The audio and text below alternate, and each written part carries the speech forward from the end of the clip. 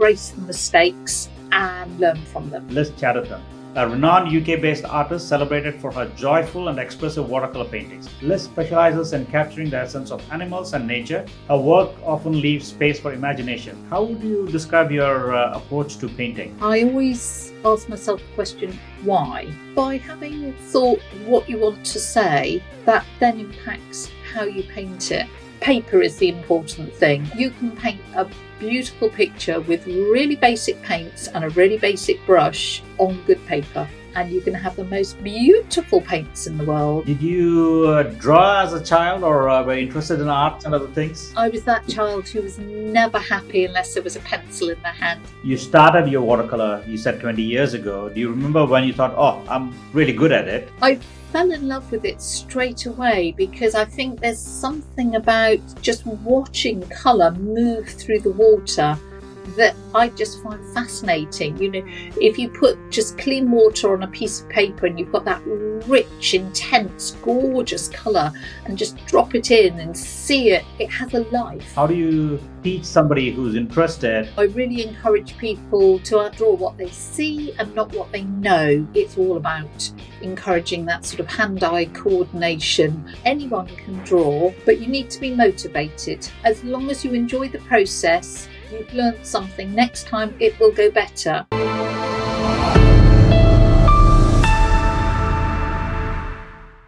Welcome to Wet on Wet, the podcast where we delve into the vibrant world of watercolor artistry. I'm your host, Sunil Kalbandi. Today we have the pleasure of speaking to Liz Chaderton, a renowned UK-based artist celebrated for her joyful and expressive watercolor paintings. Liz specializes in capturing the essence of animals and nature, aiming to help viewers see the familiar in the new and a delightful way. Her work often leaves space for imagination, inviting us to reconnect with her beauty that surrounds us. Beyond her captivating work, Liz is also an accomplished author and educator. She has written several practical art books, including Painting Watercolors on Canvas and Painting Animals in Watercolors, sharing her techniques and insights with aspiring artists worldwide. Through her in-person workshops and also online courses, Liz encourages others to explore their creativity and embrace the wonders of watercolor painting. So let's join us as we explore her artistic journey, inspiration, and the stories behind her mesmerizing creations. Liz, thank you for being on the show. Thank you ever so much for inviting me. So we could go many ways. Could you just tell for people who don't know who you are, where you are from, and then how you got into watercolors? Of course. So I'm based in Berkshire and live in quite a small village. My watercolour journey started probably 20 plus years ago. I'd always loved painting and particularly drawing, but had done all sorts of other things in my life. And then I suddenly found myself at home when my eldest son was born, and having had quite an international career and travelled a lot, and suddenly I was at home with a baby, and it was like, oh my goodness, I need to do something where I am Liz, not mummy. And so I thought, oh, I'll do an evening class. That'll be lovely. And I settled on doing a watercolour class because I went through a terribly practical way of thinking of doing this, was that oils would be very smelly around a newborn. So that wouldn't be great. That I loathe housework with vengeance, so I didn't need any more dust in my life. So that took pastels out of it. Acrylics, if a child got hold of them, you'd never wash them out of the carpet. So watercolours was terribly practical. And luckily I fell in love with the medium. I just took to it like a fish to water. Absolutely fell in love with it, and haven't looked back really. Did you draw as a child, or were you interested in arts and other things? Yes, I was that child who was never happy unless there was a pencil in their hand. I hated colouring books with vengeance. I loathed being told what to do and stay within the lines.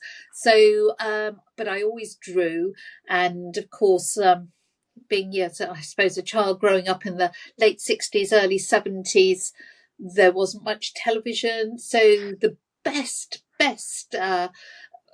present I was ever given, Christmas present, was a big A2 pad of decent quality drawing paper. And I used to, draw ballerinas and horses because that's what little girls did. So, but yeah, I've always drawn, and I would have loved to have gone to art college. I did art till I was 18 at school, and I was offered a place on a foundation course, but came under a lot of pressure from my parents and my school that, bright girls went to university and they did proper subjects. They didn't study art, and I sort of bowed to that pressure and went off and did different things, but I always carried on drawing and creating.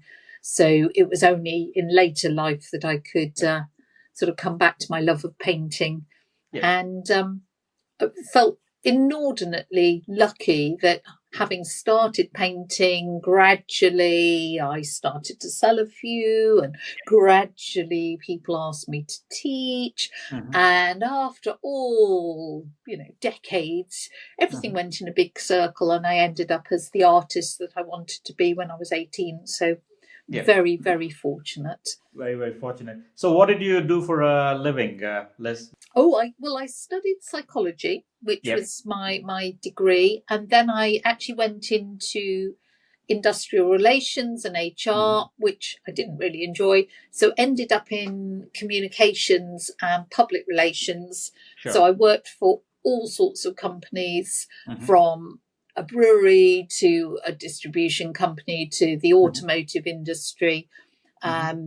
And did communications and PR for big corporates. Completely different to what you're doing right now. But of course, it's all about communication and writing and all those things. So my sort of industrial experience actually is really good, because I used to do training courses in a corporate world.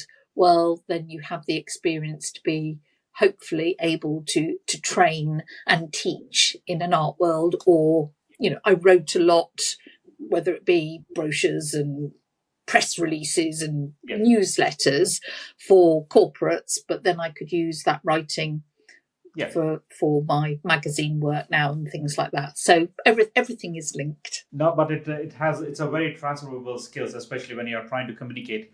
And then also, what I've noticed is there are a lot of great artists, but there are very few artists who can be great teachers and good artists, right? So they could paint really well. Teaching it's a different set of skills. It is, and if, funnily enough, and I will not name the person at all, I went on a recent watercolor workshop because I love learning. I never stop learning, and I found it so frustrating because the person involved could not teach it. Well, of course they could teach, but it was a frustrating experience. And I hope, you'd have to ask my students, but I hope I can teach, because I love to teach. I think that's the thing. I do love it, because I love seeing students get excited, and that moment when their eyes light up because suddenly it's clicked, and that is lovely. So yeah. No, I completely agree, because there are a lot of good artists who suck at teaching. And then I think that's a very important thing, especially what I feel is like, I teach some classes. I feel there's a responsibility for me, for somebody who likes something, they have come to the class and they are looking at, they might get into watercolor. I feel some sense of responsibility to make sure that I don't break that hope in them. Yeah. Oh gosh, yes. Because that would just be the worst thing if someone went away.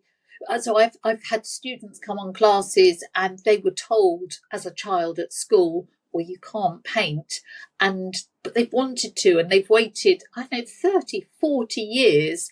So you feel that, their hopes are in your hands, and you need them to they're not going to go away after a day being this amazing artist, but they've got to go away with that confidence and that enthusiasm, just knowing that they can. It's confidence, I think.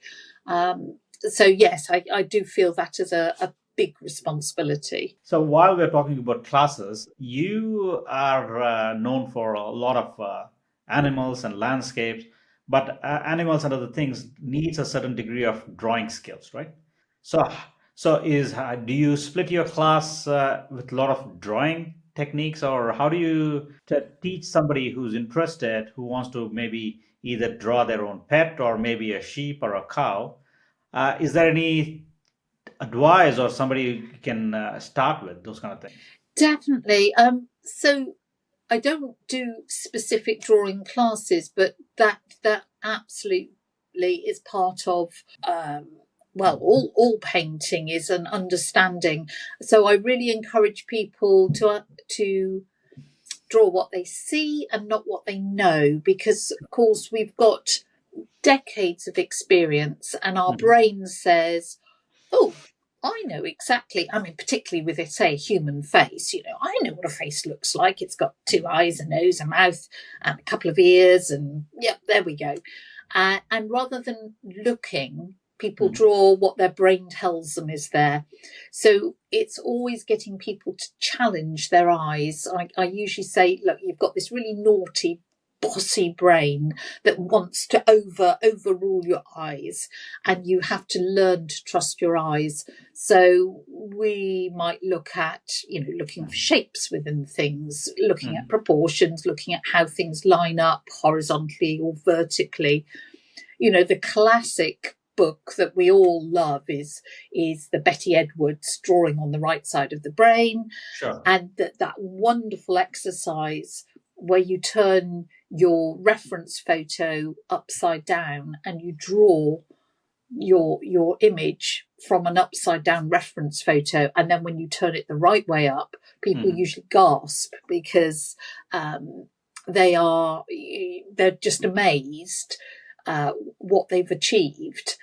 And it's all because as soon as you turn it upside down, your bossy brain doesn't see it as a face or a person. It sees it as a series of relationships and lines, and therefore you're far more accurate. So I love if there's an opportunity for us to do that. And the other thing I absolutely love getting people to do is blind drawing. Sure. Because again, it's all about encouraging that sort of hand-eye coordination, slightly bypassing that logical bit of your brain. Yeah. So I get people, I usually use a paper plate. We make a hole in the middle and just get a subject to look at, something quite simple, whether it's a mug or a bottle of ink, it really doesn't matter.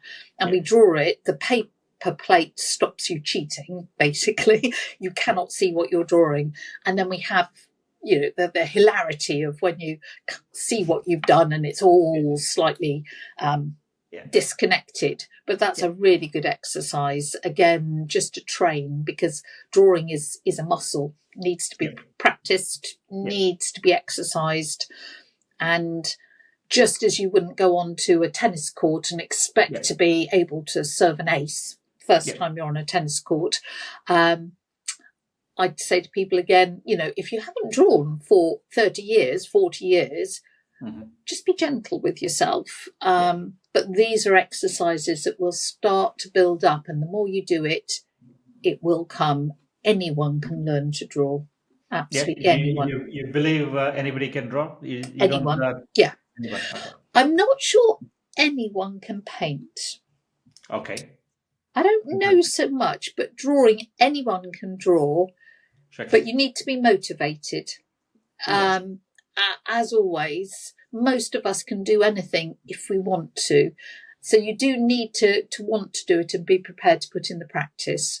Sure. But I reckon I could teach anyone to draw. Yeah. Okay. Yeah. So what's the common beginner's mistake you see, Liz, in your classes?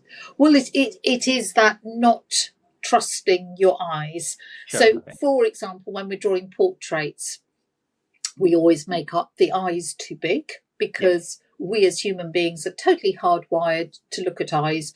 Babies from a week old, as soon as they can focus, they'll look at the eyes. And ears we really don't care about. So the ears tend to float around the head and usually end up something like Shrek. They go into some very strange places because they are absolutely irrelevant to us. We don't care, and they're always too tiny. If you look at ears, and especially on older men, then the ears are huge. And people, when we measure them, people are really surprised. And I'm like, oh, feel it on your own face. Where do they line up? And they will line up at your eyes, the top, and they'll go down to your mouth. And people are like, oh gosh, they do. And it's like, yeah, they do, really. So I think if people trusted their eyes, switched off that bit of the brain, it makes such a difference. Sure. Yeah.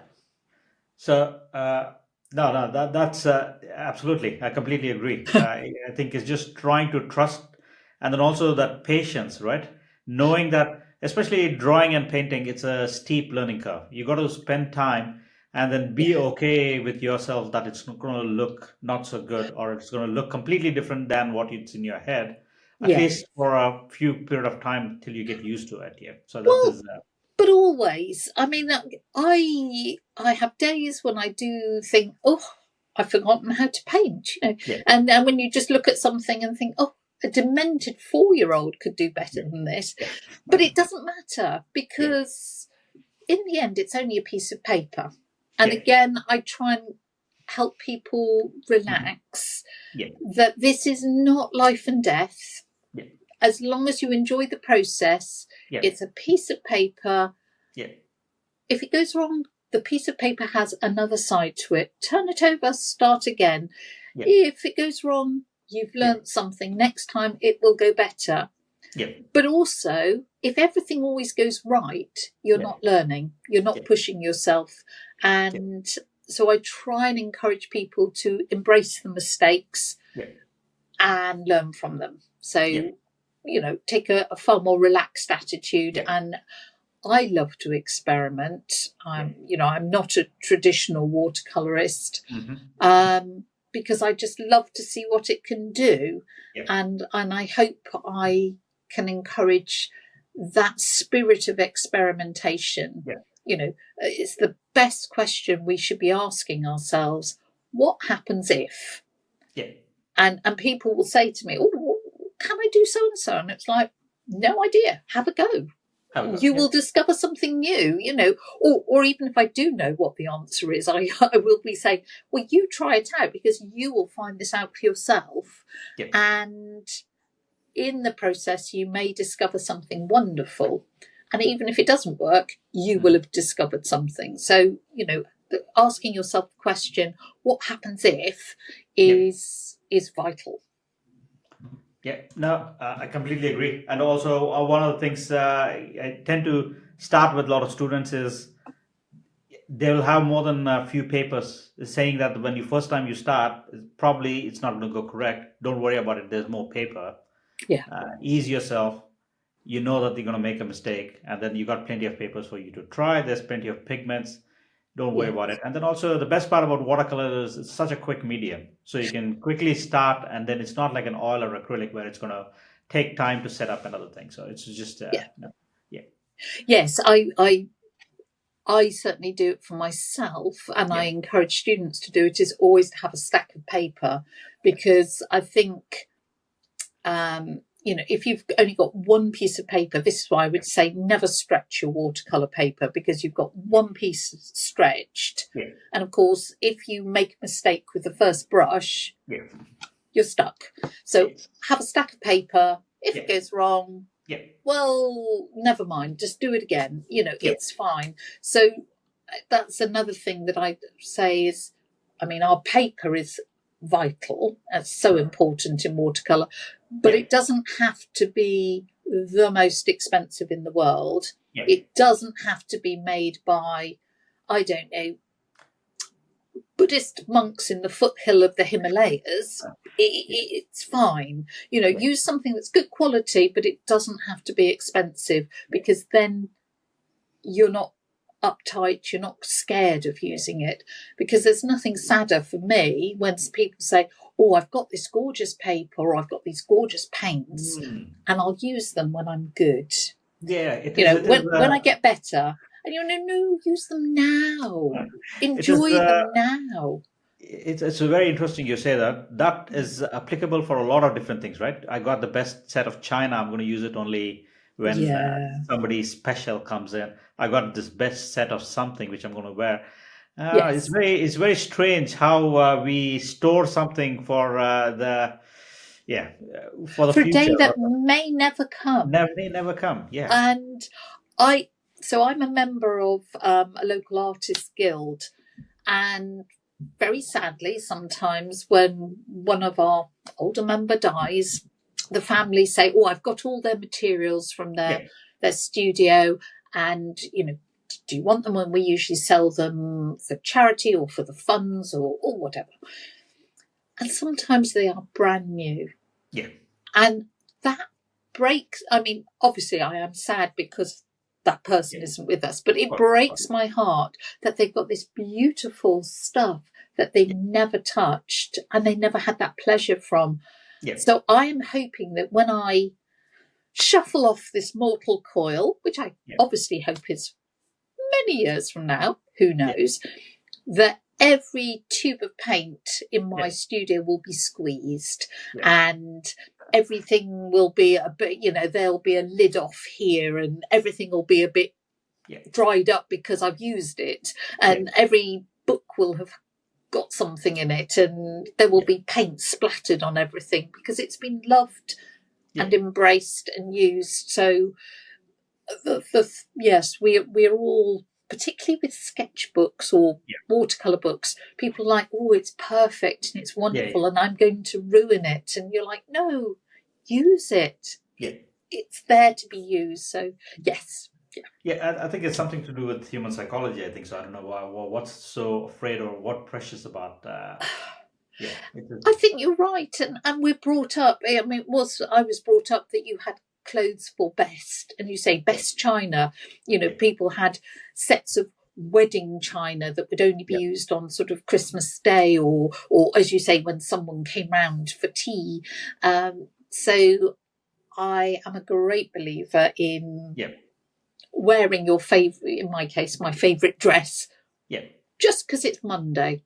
It's Monday. Doesn't Yeah, matter, you know, or we quite regularly use, you yeah. know, the nice china, except it doesn't go in the dishwasher, so we don't use it that much because I don't like washing up. So You sound Liz, like you prefer practicality over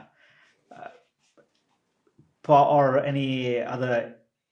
What's the thing? I feel like you are a much more practical person in real life about what makes sense, and then use those kind of things. Yeah, I think so. I hope yeah, I'm quite sort of down to earth and yes, but I'm yeah, pragmatic. yeah, I'm not a perfectionist. yeah, Some things have to be.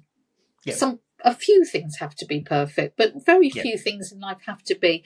They yeah, have to be good enough, yeah, and where good enough is, obviously yeah, that's a movable feast. yeah, So no, I think I'm pragmatic and I hope yeah, practical. Yeah. yeah. No, but I think what they say is like, all uh, creative things come from the edge of what you're trying, right? You should be willing to try out, fail, and other things. If Yes. you have done one type of painting and you're comfortable, and if you keep painting the same thing over and over again, yeah. So I think that's a important thing, and I feel it's like when I look at your paintings, there is different paintings. It feels like there's two different painter or more than three painters who have painted these kind of things, but it's still your painting. And then I feel that is encouraging for me to say is like, you could be very comfortable doing what you're doing and then just work on workshops and other things, but you're pushing, and then that's what makes it more interesting. Yeah, I just think doing the same thing over and over Yeah, would be very boring. yeah, So I hope that my work will continue to evolve. yeah, I hope there is a common theme through it, sure. so that if someone looks at one piece of work and the work that comes 5 years later, Yeah, they will know it's come from the same yeah, brush. sure. But I hope it will be different. Yeah. Yeah, equally well, sometimes it's fun to revisit of course. where you've been, so yeah, I think to continually learn is wonderful. So we can talk about why animals and other things. Is there a particular reason why you are so drawn towards nature and animals? And also another question I wanted to ask is, do you remember when you started your watercolor? You said 20 years ago. Do you remember when you thought, "Oh, I'm really good at it," or do you remember when that aha moment happened that you thought is like, maybe this is a good thing for me? Um, oh, well, I'll take the watercolour question first. So Sure. I fell in love with it straight away because I Mhm. think there's something about just watching colour move through the water Sure. that I just find fascinating. If you put just clean water on a piece of paper and you've got that rich, intense, gorgeous colour and just Yeah. drop it in and Yeah. see it, it Yeah. has a life. Yeah. It has movement and the Yeah. way it feathers through the water. I totally fell in love with that. Mhm. Really from the beginning. Mhm. I never wanted to be the sort of watercolorist who is very precise, who uses a tiny brush, who does layer on layer on layer. That isn't appealing to me. I love the spontaneity. So I think that was sort of straight away. Yeah. In terms of the aha moment, I remember doing one exercise. So it was basically an evening course at the local college sort of thing. Yeah. And we were doing an exercise of swapping hues, so Yeah. keeping the tonal map the same and Sure. swapping the hues. And I ended up painting some purple and orange cows. Yeah. And I was like, wow, that's what I want to do. Not just purple cows, but I just loved the playfulness Yeah. of unexpected colours, how Yeah. it made you look twice, and how it made you see something terribly familiar, in this Yeah. case a cow, in a new way. And added an extra dimension of emotion as well. And that one exercise, and I've still got the painting that I Oh, did. we Uh, should add that to the notes, Liz, yeah, if you find it's that painting. it's rather faded because sadly Yeah. back in those days, Yeah. the pigments I was using, Yeah. weren't that great. But I have it because that was the painting that made the difference. That made me go, Yeah. "Oh, I can do this." Yeah. So, and why animals? I guess is, well, it's not just, I suppose, about animals. What interests me is trying to see something that is very familiar and very Mhm. everyday Mhm. in a new way and helping other people see it with fresh eyes. And I guess I mean, mostly it tends to be animals. Just, I suppose I've always loved them. I was brought up in the countryside, Yeah. so my play time was in the field with the cows or the sheep or the Yeah. whatever. And I love just seeing that incredibly mundane, familiar animal with fresh eyes, and by getting people to see it with fresh eyes, Mhm. we realise how precious it is. Sure. And from that, we also realise how precious our world is and the environment, and hopefully we will therefore take action. Yeah. I'm Yes, I want people just to enjoy my paintings and make them Yeah. smile and enjoy the colours and all those things. But there is a message there, and the message is about what a wonderful world we have, Yeah. and therefore that it needs protecting. So, I would prefer to paint a sparrow Yeah. than I don't know, than a toucan. I love painting toucans, but a sparrow, their numbers have gone down by, I don't know, 60, 70% in this Yeah. country since the 1970s. And we Yeah. think of them as being sort of ubiquitous, but we need to protect the environment. We need to look after them. So I think that's the message of my paintings is, I hope, the wonder of the world. And by seeing that wonder again, it will give us that energy to then take action. I think that's what motivates me. No, it's very interesting, and then it motivates to pick subjects which are close to your heart, right? It makes it For a sure. little more, yeah, yeah. Yeah. So this podcast obviously is going to be uploaded on YouTube and other things. For somebody who is listening to this thing, how would you describe your approach to painting? So how do you plan on setting up a board, or if there's a way to explain how you paint, how would you? Right. Yeah. Well, I'd always, when I've got an idea of something I want to paint, I always ask myself the question, why? Why do I want to paint this? What is it I want to say about this subject? And it might be, as say, if we go back to our sparrow, it might be actually what I want to say is this is terribly delicate and it needs our protection. Or I might want to say, actually, sparrow, if you look closely, has the most amazing plumage. Look at the patterns, look at the colours. You think of them as little brown birds, but actually they've got the most amazing markings. So you might want to, anyway, I'd like to think, what do I want to say here? Because that then impacts how you paint it. So if I want to say, oh, this is very precious, you might do a very small painting in a very intimate way and want to elicit that feeling of protection. Or you might paint a sparrow that's a metre high because you say, this is magnificent, this is wonderful, look at it. Don't see it as some little anonymous brown bird. It's amazing. So by having thought what you want to say, that then impacts how you paint it. Sure. So I always start with that question, and then I because we're painting in watercolour and it can be an unforgiving medium on occasions, I do like to plan.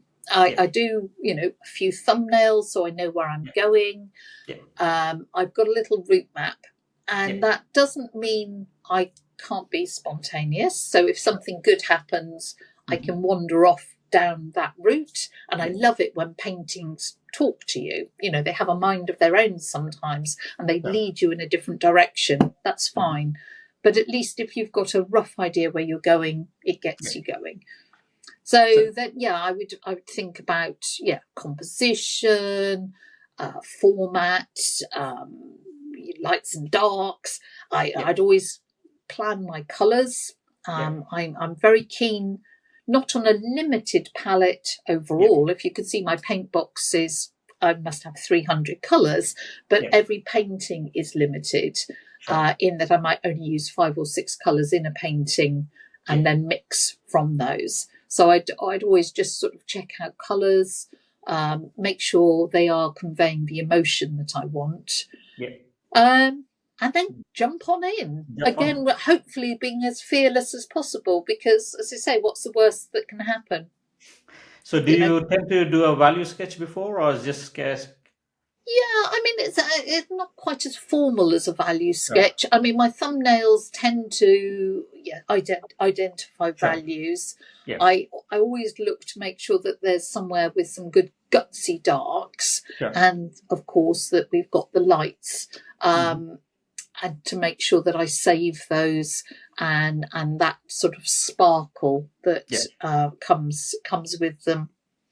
So my studies, my thumbnails are shocking. They're absolutely, they are a mess. They are not things of beauty. They are working documents. And that's fine, that's fine. It tells you where the composition is, and then so composition and values all sort of comes into that process. I do use pencil underdrawing, very light one. I don't like it showing through in my final piece. I know some artists really like that because it's part of that process, and some do no pencil underdrawing because they don't want it. I do want my animals to be anatomically correct. Sure. They do need to look like they could live. Yeah. They can't be out of proportion. So, Mhm. I do that, but Yeah. very minimal. And then say I jump in with a big wash, big first wash. I try and, I guess, in terms of layers, which is traditionally the way you'd work with watercolour, I try and keep them to an absolute minimum. So my Yeah. first big wash would be do 85% of the work Sure. for the painting. And then that will probably, that will dry. And then my second layer will be adjusting tones, Yeah. and just developing that, probably only 10%. And if my maths is correct, that leaves me a 5% of final touches, whether that's the cat's whiskers or whatever it is. So I do not have the patience to do 20 layers of beautiful No. transparent colour. That's not me. Yeah. And I like to be as direct as possible. And Yeah. because I also work a lot on canvas, Okay. in watercolour, you have layering and glazing on canvas is incredibly difficult because of the nature of the support. Yeah. So that sort of direct way of working really helps. Yeah. So while we're talking about painting, let's get a little technical in terms of what sort of paper do you use, Liz? Is it a preferred paper you use? Yes, so on the whole, and this horrifies a lot of watercolourists, so I shall look at your reaction. I tend to use Bockingford. So Sure. it's a cellulose paper, Sure. and a lot of people are like, oh, you must only use, 100% cotton. Yeah. And actually, for me, Yeah. because it does what I need. It's very resilient. You can make adjustments, and it's very economical. Because what I was saying about you're looking for good quality, but at an economical price, so that you can experiment. So I do sometimes use something like Saunders Waterford, so I do use cotton papers. I've been enjoying using some of the Hannah Muller papers. They do a bamboo paper, an agave paper, a sugarcane paper, which is just interesting to try these new surfaces. And every so often, I don't know, something like a lovely Khadi paper will be great fun to use. Totally different sizing. I do love a deckled edge, so that's always nice. I love very tactile. So I will use those. I have a whole roll, if you could see to the side here, of stone paper, which I really want to experiment with, which is totally different. It's made out of calcium carbonate. No wood or cotton in there at all. So that will be fun to experiment, but that's sitting on the side. So yes, most of the time it is a Bockingford. That's fine.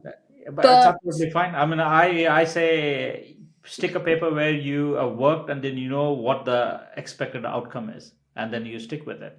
I use Saunders mainly for. I think it's just economical, and then also a lot of workshops and other things. Those are the same quality sheet. What I use, I can use.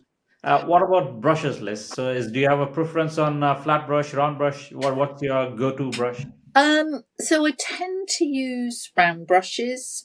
I tend to use synthetics because I'm not comfortable with the using a sable brush because of the animal products and the way they're produced. A lot of, I mean, not all of them, but a lot are produced it with very cruel circumstances, and I would not wear a fur coat, so would I use a sable brush?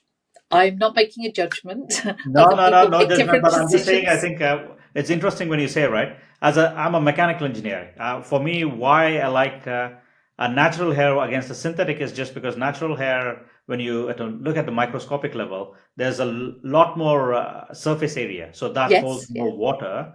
I think the Escoda at the moment they have a Ultimato. I think there's a brush who they are trying to mimic natural hair. So they have created a product where microscopically, when you look at it, they look very similar.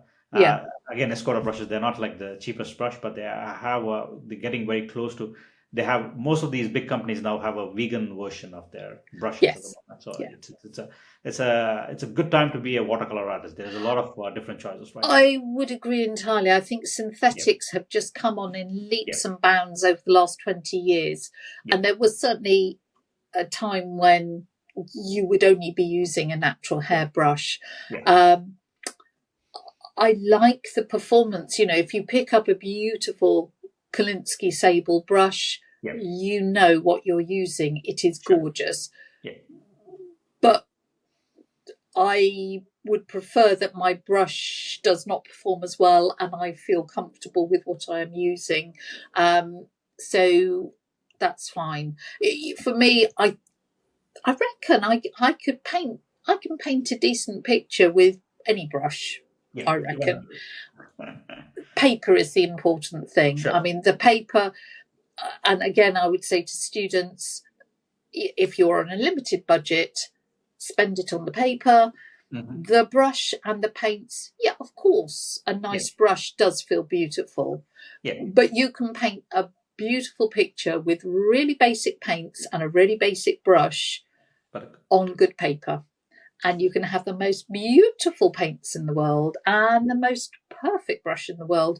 But if your paper isn't up to it, you are going to struggle. So I would always, paper first.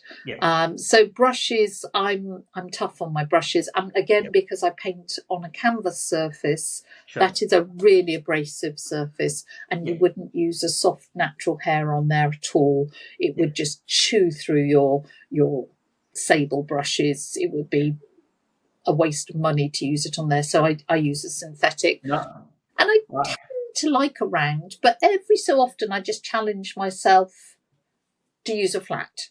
Because a flat just makes you paint in a different way. So I think it's quite fun to, if you're feeling you're in a little bit of a rut, change your paper, change your brush, just to get you out of complacency. So you'd say it's like if you're on a painter's block, probably try a different brush or a different thing. Maybe it kind of help. I mean, I'm touching wood here. Don't think I've ever suffered from painter's block at all. Because the world is just so wonderful. There's always something you want to paint. But if you're certainly, I say, if you're feeling a little in the doldrums, a little not fresh, then a new paper or a new brush shape makes you paint in a different way. A sword brush or a dagger brush will make you paint in an utterly different way from a round or a flat, and it just bucks you up and makes you think in a different way. Or a round piece of paper rather than a square piece of paper. Why not? Paper. Why not? I've never Why not? Because thought about when I think about changing something, I think for the first thing you think about is changing the colors and changing the brush, changing the shape of the paper now I'm thinking about it, it makes so sense that it will affect how you paint and what you paint. Oh, it does. I mean, circular. I've been experimenting a lot on circular canvas and circular paper. And it's really nice. It makes your brain think in a totally different way. It's good fun, actually. I'm thinking about how will I compose it if it's a circular paper, and then those are the kind of things, and then light source. So I completely agree on paper first, and then I put pigment second and brush third. That's my order. I feel it's like you got to make sure that I agree with you.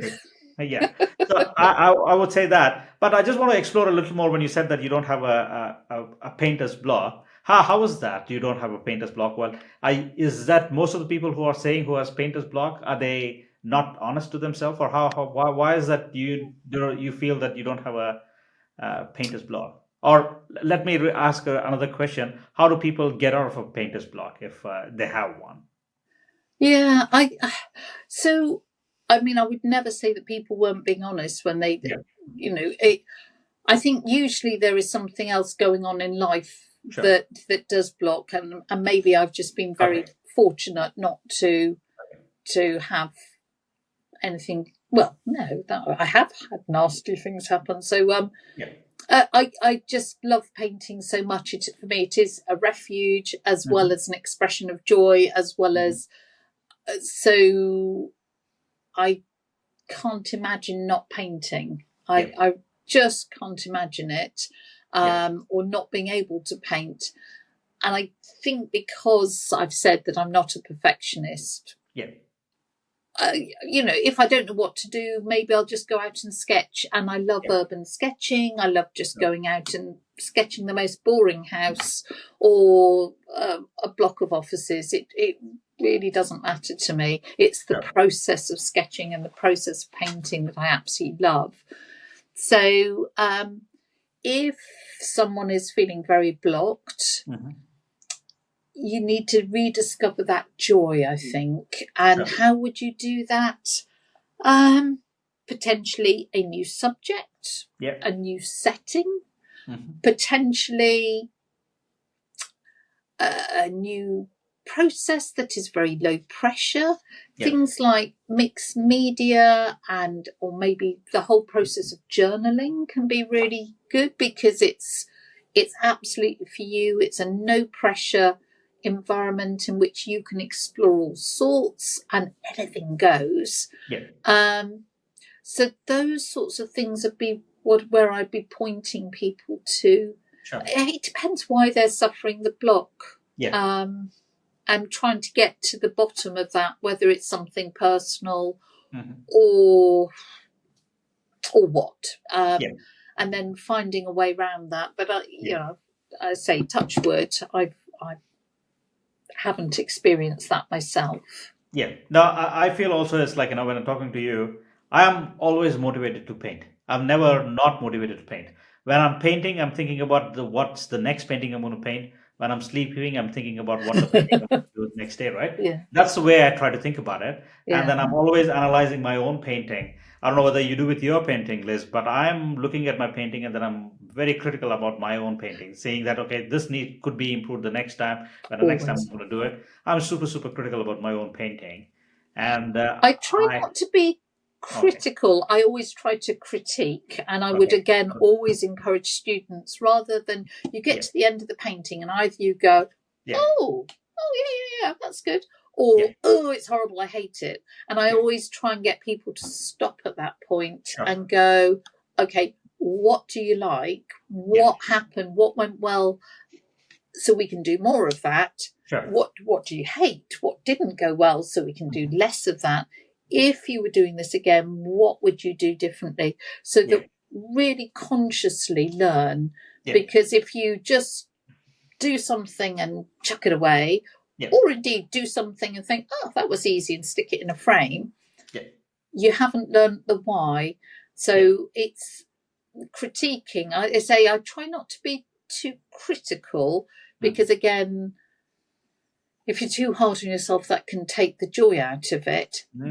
But to really analyse the good and the bad and the ugly, I think is very, very helpful. And then you consciously can make a decision about where next. So, I think that's really important. And you become your own tutor and your own mentor in that way, because you are always looking for the next step and how you can get there. It makes me, I could be a little more easy on myself, that's for sure. I think you should be. Be nice to yourself. I think because painting is lovely, and yes, it's incredibly personal. I mean, I think every painting has a little bit of you in it, whether you say a bit of your soul, if you believe in a soul, or whatever. So it is very personal, but it should also have a little bit of joy in it. So I think if you're too harsh, it would be a shame if that spoiled the joy of it. No, absolutely. We missed pigments. So it's like, is there a particular brand of pigments you use, or is there are you partial to a particular color? I mean, I will always use an artist quality pigment Sure. because of the intensity of the colour and the way I said how much I love watching colour move through water. Yeah. And with that more finely ground pigment and the intensity, you get more of that. Having said that, if your budget does not allow, there is nothing wrong with student quality paints. And, we've already said, go for the paper if you can't afford, whatever. Yeah. So, no, I am a total magpie when it comes to colours and paints. Yeah. So if you could see my paint box, it is every brand under the sun. Okay. I do have favourites. I absolutely adore Daniel Smith's quinacridone Sienna. Yeah. Gorgeous. So that's your go-to colour. That just because they're the only people that makes that particular colour, love it. Yeah. But if it's French ultramarine, I really could not care less whether it is Jackson's own brand, whether it is, it's more likely to be Jackson's own brand because there is no point spending the money on a Daniel Smith's French ultramarine when you can get it perfectly okay from somewhere else. So I like to spend the money on what is special, but if it's just the same, then that's fine. I love Sennelier. I love the Daniel Smiths. I love, Rembrandt. I love Winsor & Newton, De Laurent. Yeah, I love them all. They're probably the only of the really big brands that I've probably never used, and I'm not quite sure why, is probably Quor from Golden. Because their binder is different. Sure. So that will be different. Yeah. I am really interested in the chemistry of the paints, but I don't make a big deal out of remembering exactly which pigment number is this or that, because I can always look them up. I've got the internet and I can always check them. Sure. But I do like understanding the chemistry of the paints because it helps me predict what that pigment is going to do. Yeah. So I find that really interesting, but from that practical point of view. Yeah. And I use the own brands from people like Jackson's or Ken Bromley or SAA or whatever for those basic colours. If you're looking for an alizarin and a cadmium and a red and you're looking for your French ultramarine, I don't care where, frankly, who that comes from. As long as they're professional quality. I can't agree more. And the chances are, if we dig around, they're probably coming from the same supplier or the same raw materials. Probably it's just sometimes, it will. I mean, they hide it quite well. But Jackson's, their own brand is made by Sennelier. That's right. Yeah. But they hide it quite well. Possibly to a different formula. It depends, but as I say, there's every so often you do come across one colour in a range that you think is special. So gamboge, my favourite gamboge is a Rembrandt gamboge. It's gorgeous. Sure. As I say, my favourite, Daniel Smith's, their quinacridone Sienna is just delightful. Yeah. Sennelier, their dioxazine purple. Oh, lovely. But French ultramarine, who cares? Yeah. Now, for me, that one could be a Daniel Smith Pyrrole Orange because I use it for highlights and other things.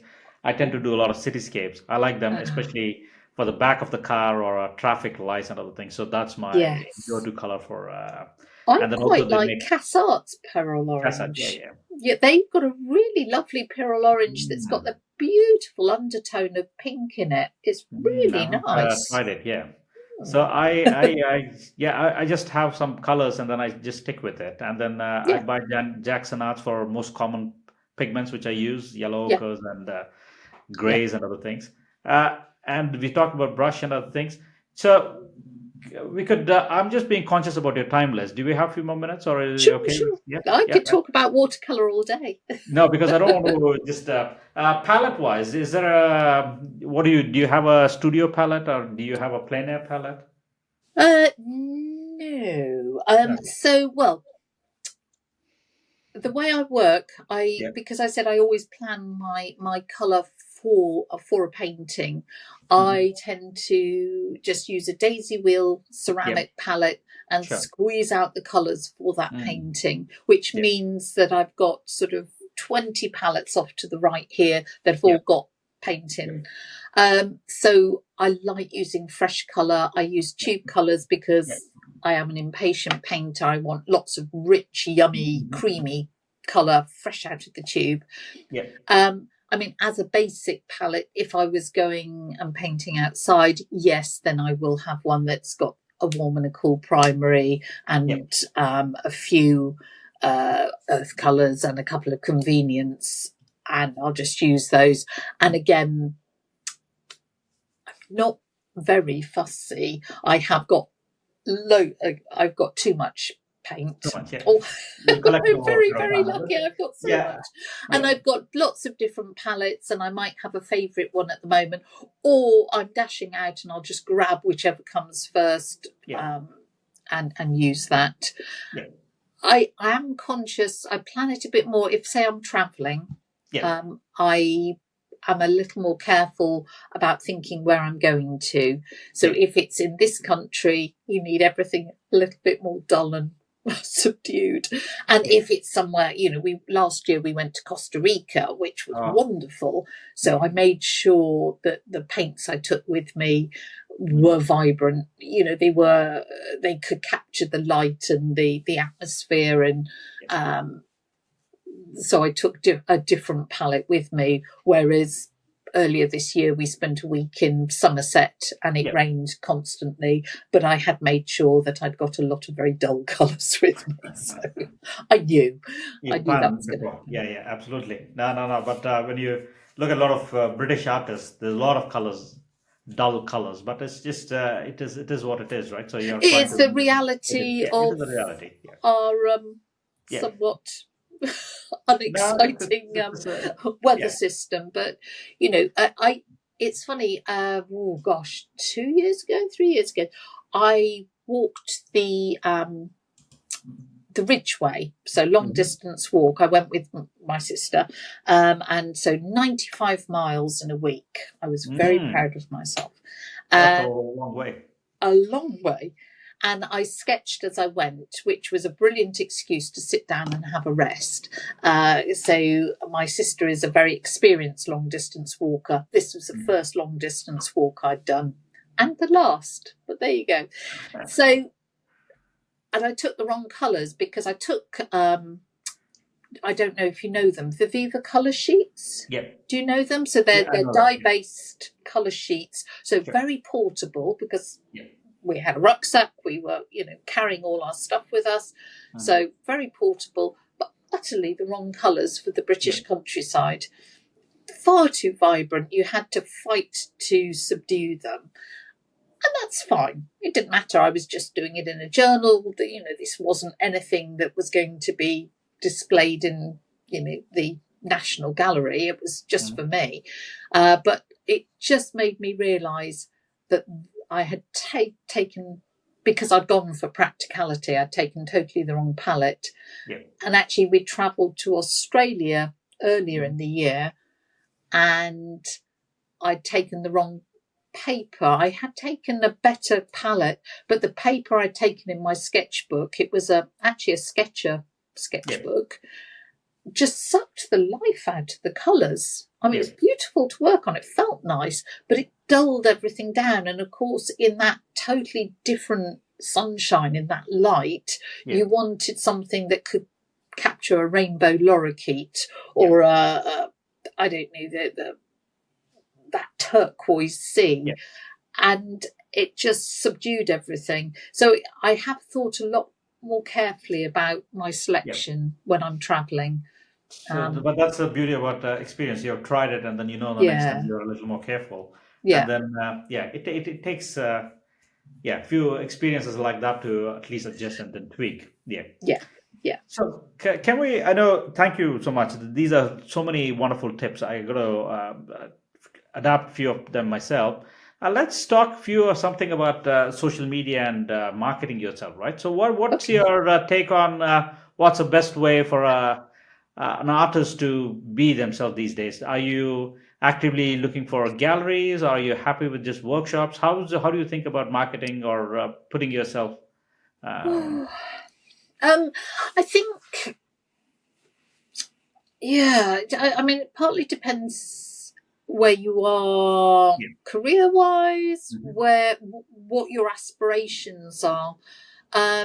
So I have my work in. I've certainly in the past I've had my work in quite a few galleries. I've got my Yeah. work in just a couple at the moment, um, and I don't have an aspiration to get my work into some very prestigious gallery. Sure. It doesn't matter to me.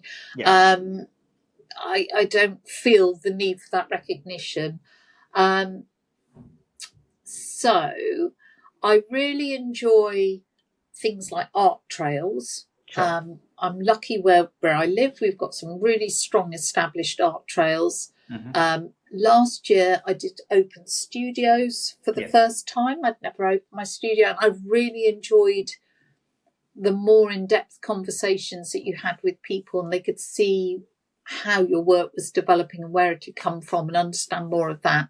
So Yeah. I enjoyed those. Um, yeah, I would love to say I had the answer to selling online. So I would love to be able to sell.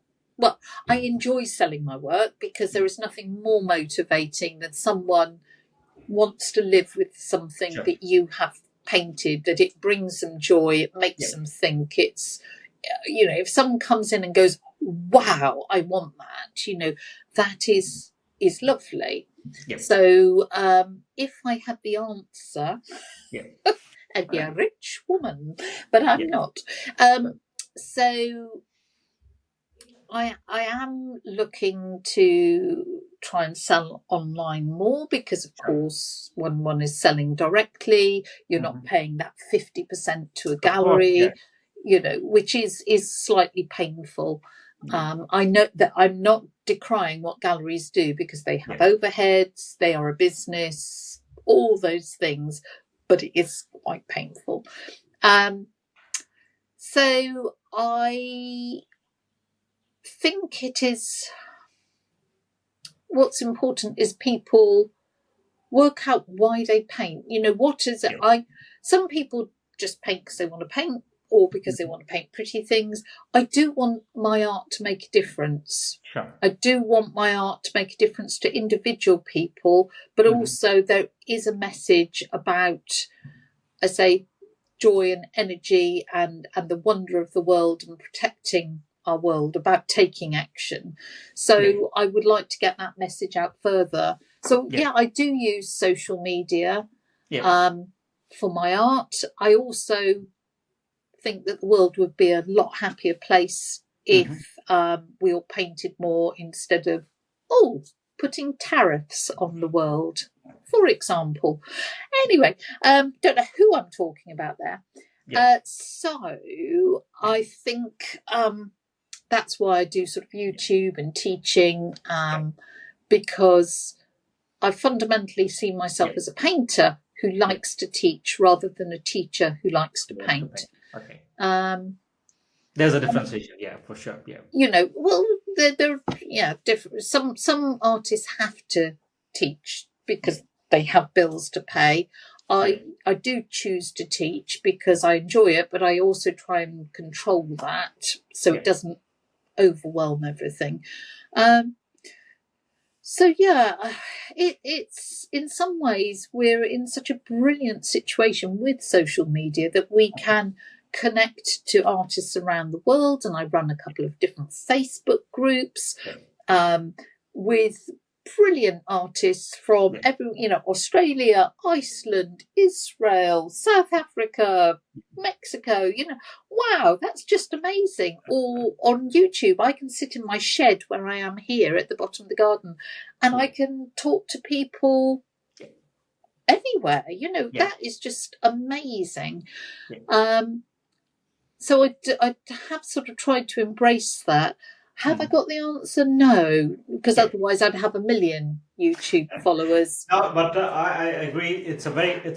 watercolor, especially social media, has a positive impact, but also there's a lot of pressure when I talk to a lot of people, artists and other things. Is like trying to get the subscribers, trying to get the followers.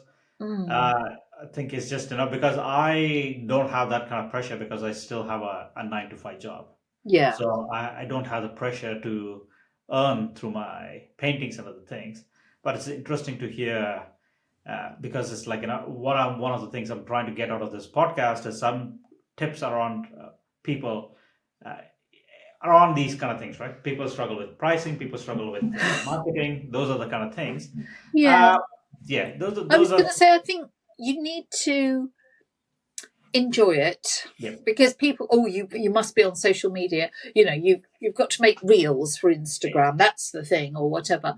yeah, Well, if you don't enjoy it, yeah, don't do it. I think you've got to be true to yourself. And what I've sure, been trying to do a lot more recently, rather than just making content, oh, here's my latest picture or my latest tip or whatever, yeah, actually talking a lot more about why I paint, the motivation and what's important to me, my values. yeah, So I've been doing a lot more, trying to be very positive because I sure, feel at the moment there is so much gloom and doom because of the political situation, sure, not just in America, but let's everywhere, look at Israel and Gaza. Let's look at all sorts of different situations that we cannot change the world.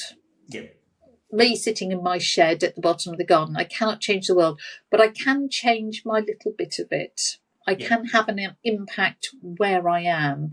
yeah, And I do want other people, and I very much believe in that ripple sure, approach that,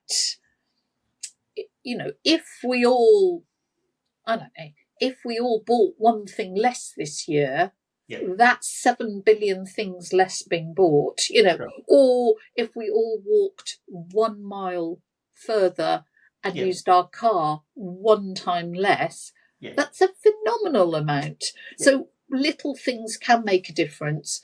So I've tried to be talking about, as a positivity hmm, and being aware of what you're doing and the impacts you can make a lot more, because it does tie back to my art, because I say my art, I hope, will motivate people yeah. to have a more positive attitude and an understanding that they can make a difference. Now, I think that one is the perfect place to wind up, Liz. Thank you so much. But before we go, can I just do quick question? You can have a longer answer. Favorite artist, present or is there anybody who are inspired before or currently?